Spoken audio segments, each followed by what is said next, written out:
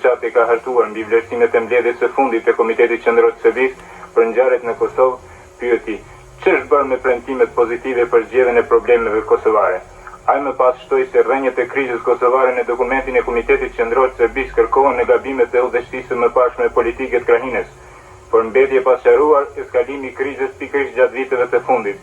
Njëherët u lexua edhe kumtesa e kësaj organizate me të cilën Lidhja Demokratike e Kosovës u drejtohet qytetarëve dhe veçanërisht anëtarëve të saj që të tregojnë pjekuri maksimale politike që pa kënaqësinë e vetë arsyeshme të mos e manifestojnë me demonstrime në rrugë.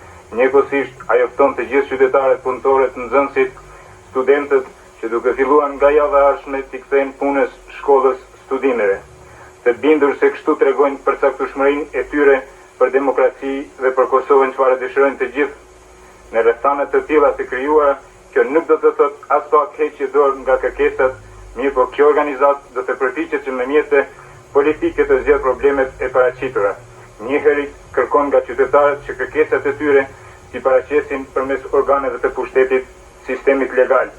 Veton Suroj, kryetari i shoqatës për nisma demokratike jugoslave, po ashtu deklaroi se është kundër formave të demonstrimit në rrugë, aq më tepër ku jetojmë në kohën e orëve policore. Kësaj radhe, në këtë konferencë shtypi, me reagime më të zëshme u paraqitën përfaqësuesit e Parlamentit Rinor, të cilët dënuan forma të tilla të ndarjes nacionale midis studentëve, siç është shembulli konkret me rastin e vendosjes së studentëve serbe Malatjas në konviktin e veçantë nr. 1. Ata njëherët kërkuan që autonomia e universitetit të ruhet me standardet e civilizimit evropian.